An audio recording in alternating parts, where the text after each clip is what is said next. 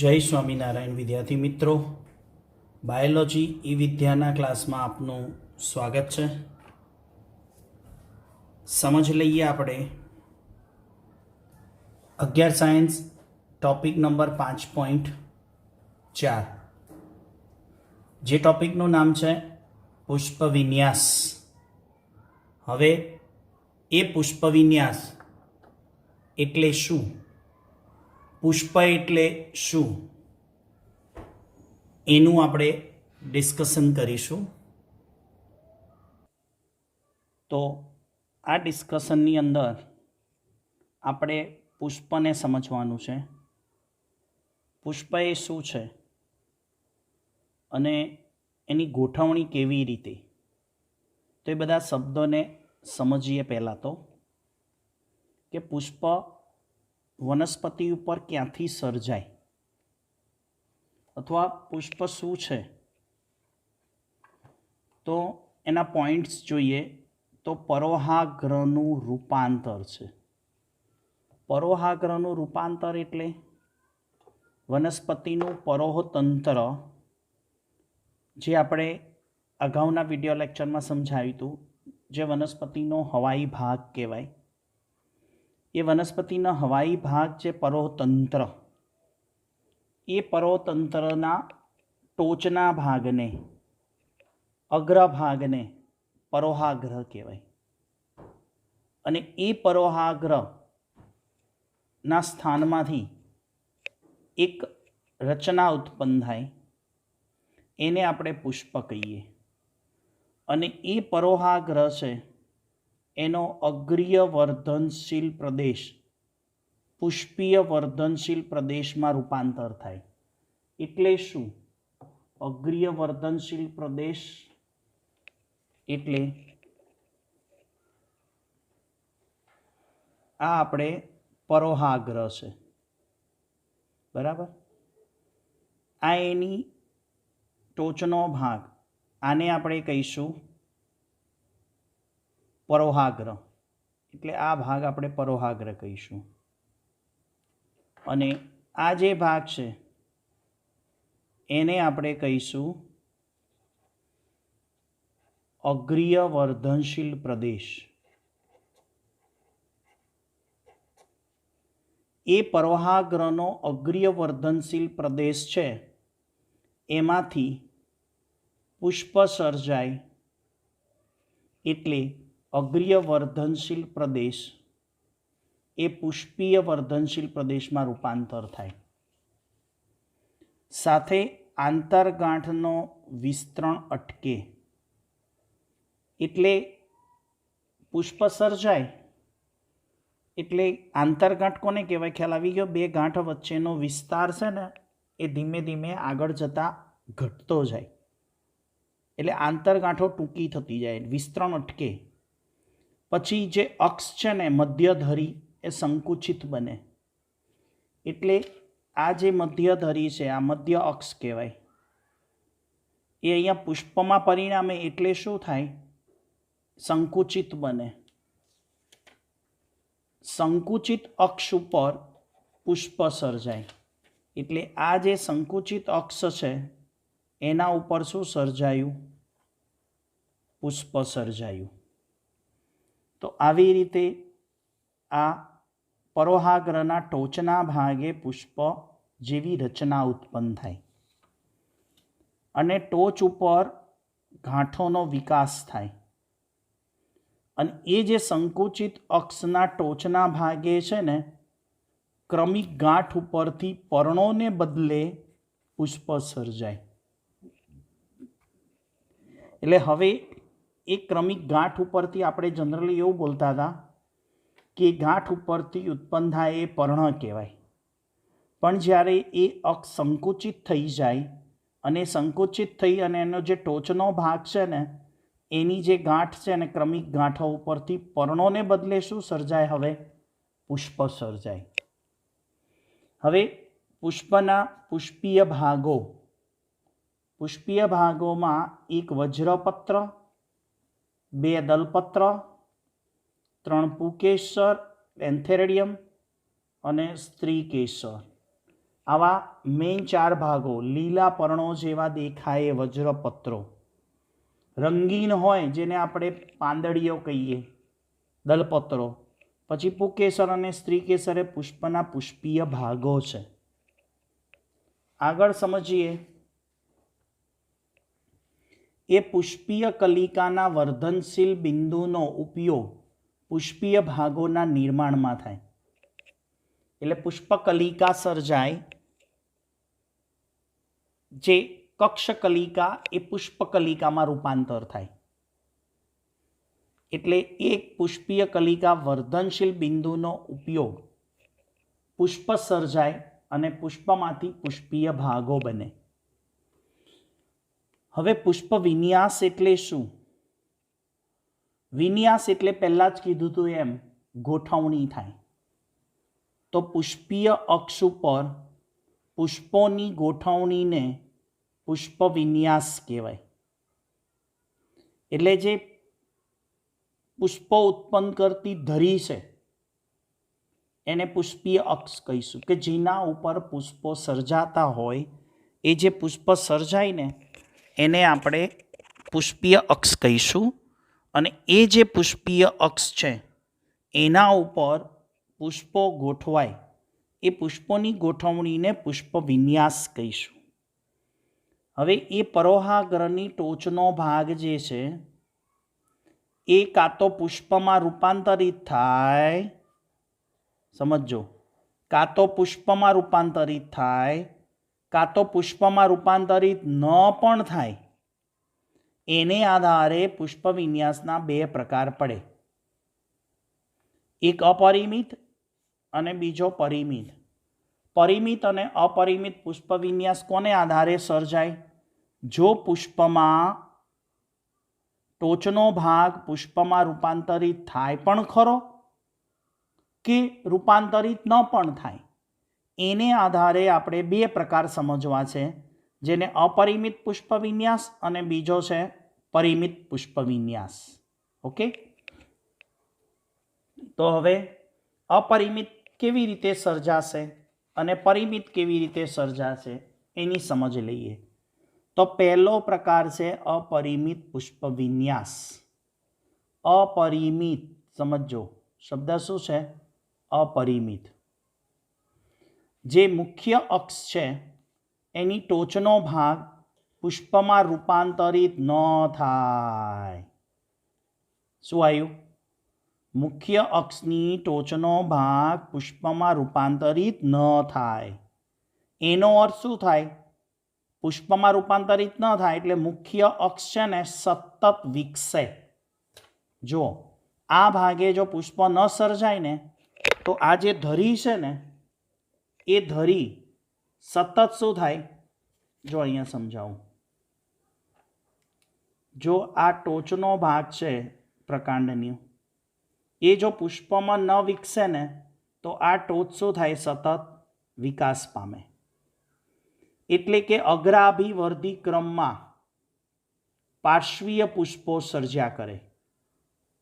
એટલે ટોચના ભાગે તો પુષ્પો ન સર્જાય પણ પાર્શ્વીય ભાગે બધા પુષ્પો સર્જાય. અને અહીંયાથી કક્ષમાંથી પુષ્પકલિકા નીકળે અને પછી એ પાર્શ્વીય ભાગોમાં પુષ્પો સર્જાય કરે. જ્યારે પરિમિત પુષ્પ વિન્યાસ કોને કહેવાય? કે મુખ્ય અક્ષની ટોચનો ભાગ પુષ્પમાં રૂપાંતરિત થાય. હવે જો અહીંયા આને આપણે અપરિમિત કહીશું અને આ ટોચનો ભાગ છે અહીંયા એ અગ્રકલિકા પુષ્પમાં રૂપાંતર પામે. જો અહીંયા પુષ્પમાં રૂપાંતર થતી નથી એટલે સતત અગ્રકલિકાનો શું થાય? વિકાસ થતો જાય અને પાર્શ્વીય ભાગોમાં પુષ્પો સર્જાય. જ્યારે અહીંયા પુષ્પમાં રૂપાંતર થઈ જાય છે, પુષ્પમાં રૂપાંતર થઈ જાય એટલે મુખ્ય અક્ષની વૃદ્ધિ મર્યાદિત થઈ જાય, એટલે અટકી જાય અને પુષ્પો તલાભિસારી ક્રમમાં ઉદ્ભવે. તલ એટલે નીચેના ભાગે, બરાબર? તલાભિસારી, અભિસારી એટલે અને અપસારી એટલે પુષ્પોતલ એટલે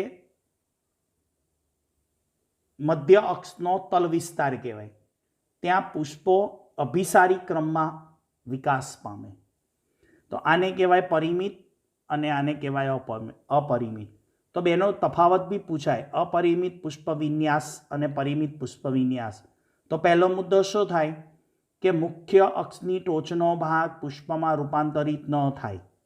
પરિમિત કોને કહેવાય? મુખ્ય અક્ષની ટોચનો ભાગ પુષ્પમાં રૂપાંતરિત થાય. બીજો મુદ્દો શું આવે? મુખ્ય અક્ષ સતત વિકસે. જ્યારે અહીંયા મુખ્ય અક્ષની વૃદ્ધિ શું થાય? અટકે. ત્રીજો મુદ્દો પાર્શ્વીય પુષ્પો સર્જાય અને અહીંયા પુષ્પો તલાભિસારી ક્રમમાં ઉદ્ભવે. પછી તો અપરિમિત પુષ્પ વિન્યાસના પણ પ્રકાર છે. કલગી એનો પ્રકાર છે, સુકી, માનસલ સુકી, છત્રક, સ્તબક, આવા અપરિમિતના પ્રકારો છે.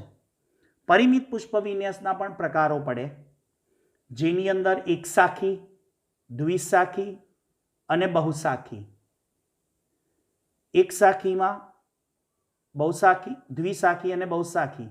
એકસાખીમાં બે પેટા પ્રકાર પડે, એક તો વિકાસી અને ઉભય તો વિકાસી. આ હું જે અપરિમિતના બોલ્યો, કલગી,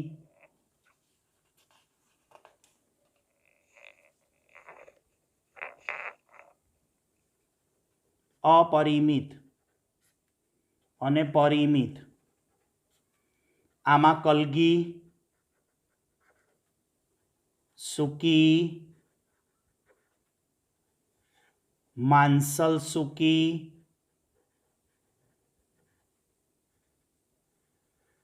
છત્રક, સ્તબક આવા પ્રકાર છે. પરિમિતની અંદર એકસાખી, દ્વિશાખી અને બહુશાખી.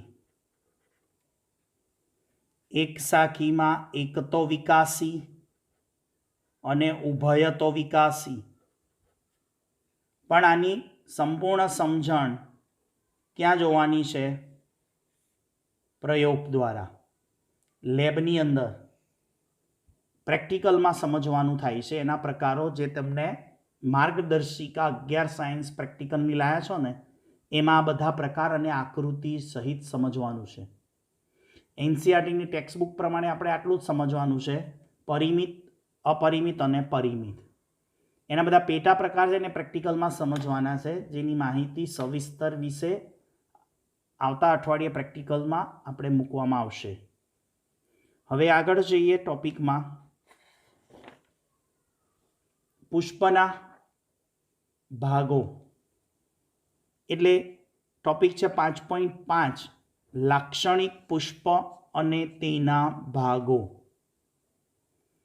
હવે જેમ આપણે પહેલા જોયું, લાક્ષણિક સપુષ્પ વનસ્પતિની આકૃતિ ડ્રો કરી, પછી આવ્યું લાક્ષણિક પર્ણ, અને હવે લાક્ષણિક પુષ્પ અને તેના ભાગો. તો લાક્ષણિક પુષ્પ, પુષ્પ એ શું છે? પુષ્પ એ આવૃત બીજધારી વનસ્પતિનું પ્રજનન અંગ છે. એટલે કોઈ પણ વનસ્પતિમાં ફ્લાવરિંગ પ્લાન્ટ હોય, એમાં ફ્લાવર છે ને, એની અંદર એનું રિપ્રોડક્શન અંગ કહેવાય, પ્રજનન અંગ કહેવાય, જેનાથી ભવિષ્યમાં નવું છોડ અને વૃક્ષ બની શકે. તો એ પુષ્પની રચનામાં કેટલાક ભાગો જોઈએ. પુષ્પાક્ષ, શબ્દો બધા સમજવાના છે. પુષ્પાક્ષ એટલે પુષ્પની મધ્ય અક્ષને શું કહેવાય? પુષ્પાક્ષ. એટલે કે પુષ્પ જેના ઉપર સર્જાય છે એને પુષ્પ અક્ષ કહેવાય. પુષ્પદંડ કોને કહેશો? પુષ્પની નીચેના દંડ જેવા ભાગને શું કહેવાય? પુષ્પ દંડ કહીશું. જો આને આપણે પુષ્પ અક્ષ કહીશું. બરાબર. પછી આ દંડ જેવો ભાગ છે, પુષ્પાક્ષ પછી દંડ જેવો, આને આપણે પુષ્પદંડ કહીશું. બરાબર. પછી પુષ્પાસન, પુષ્પદંડની ટોચના ફૂલેલા ભાગને શું કહેવાય? પુષ્પાસન. તો આ જે ટોચનો ભાગ છે, આ ટોચનો ભાગ, એને આપણે કહીશું પુષ્પાસન. શબ્દો બરાબર સમજજો. આ છે પુષ્પ ધારણ કરતી અક્ષ, જેને પુષ્પા અક્ષ કહેવાય. આ છે પુષ્પદંડ અને એની ટોચનો ભાગ એટલે પુષ્પા આસન. સમજાય છે ને મિત્રો? આગળ વાત કરીએ તો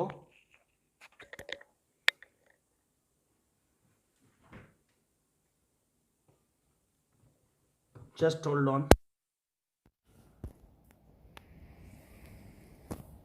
ઓકે, હવે આગળનો ભાગ કયો છે? પુષ્પીય ચક્રો.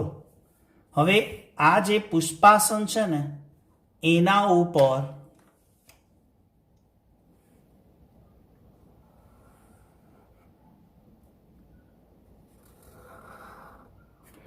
આવા પુષ્પીય ચક્રો. હવે પુષ્પીય ચક્રો કયા છે? તો એ પુષ્પીય ચક્રોમાં છે સહાયક ચક્રો, જેને વંધ્ય ચક્ર કહેવાય. શા માટે વંધ્ય ચક્ર કહેવાય છે અને ક્યાં હોય છે? તો એની વાત આપણે કરીએ. પહેલાં સમજી લઈએ આપણે. વંધ્ય ચક્ર એટલે પુષ્પીય ચક્રોમાં એક છે સહાયક ચક્ર, જેને વંધ્ય ચક્ર કહેવાય, જે પ્રજનનમાં સીધા ભાગ લેતા નથી. શું કહેવાય છે? સહાયક ચક્રો જે છે, જેને વંધ્ય ચક્ર કહેવાય, એ પ્રજનનમાં સીધા ભાગ લેતા નથી. એ માત્ર શું કરે છે? સપોર્ટર છે. માત્ર પ્રજનનમાં મદદ કરે એટલે શું કહેવાય? સહાયક શબ્દ વાપર્યો છે. પછી એ જે છે જન્યુઓ સર્જન કરતા નથી, એટલે એને કહેવાય વંધ્ય ચક્ર. વંધ્ય કેમ કહેવાય? ઈરાએ જે છે કયા? વજ્રચક્ર અને દલચક્ર જે સહાયક કહેવાય, એ કોઈ નરજન્યુ કે માદાજન્યુઓ સર્જતા નથી, એટલે શું કહેવાય છે? એને વંધ્ય કહેવાય છે. હવે જો આકૃતિમાં અહીંયા જે છે, આ આકૃતિમાં અહીંયા આવા અહીંયા જે સર્જાય એને આપણે કહીશું, નાના લીલા પર્ણ જેવા હોય એને વજ્રપત્ર કહેવાય. શું કહેવાય? વજ્રપત્ર કહેવાય. અને આ જે વજ્રપત્રો છે એ કોઈ પ્રકારના જન્યુઓ સર્જતા નથી. જ્યારે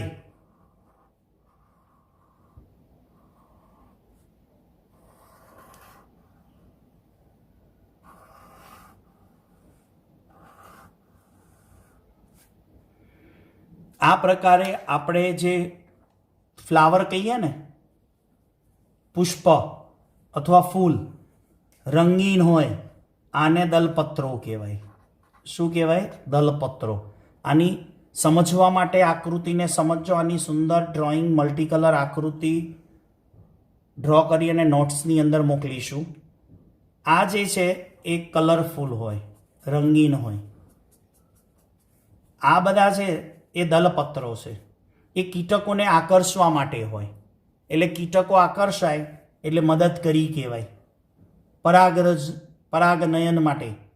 એટલે આ દલપત્રો છે, આ વજ્રપત્ર છે, આ બે સહાયક કહેવાય. જ્યારે મુખ્ય ચક્ર એટલે કે આવશ્યક ચક્રો કયા? જેને ચોપડી પ્રમાણે પ્રજનન ચક્ર કીધા છે. એ પ્રજનન ચક્ર એટલે પ્રજનનમાં સીધા જ ભાગ લે છે. પ્રજનનમાં સીધા ભાગ લે એટલે જન્યુઓ સર્જે. એક નરજન્યુ સર્જે, એક માદાજન્યુ સર્જે. જેમ પુકેસર છે એ નર પ્રજનન અંગ કહેવાય, જે નરજન્યુ સર્જે. સ્ત્રી કેસર ચક્ર છે એ માદા પ્રજનન અંગ કહેવાય અને જે માદાજન્યુઓ સર્જે, જેને આપણે આકૃતિમાં અહીંયા સમજીએ કઈ રીતે.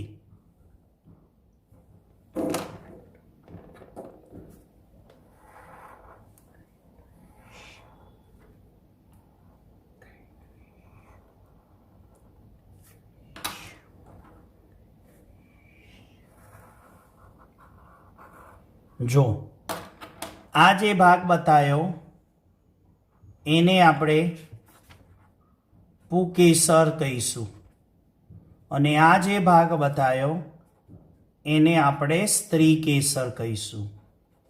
અને આ વજ્રપત્રો, દલપત્રો, સ્ત્રીકેસર અને પુકેસર ડિટેલિંગમાં સમજવાનું છે.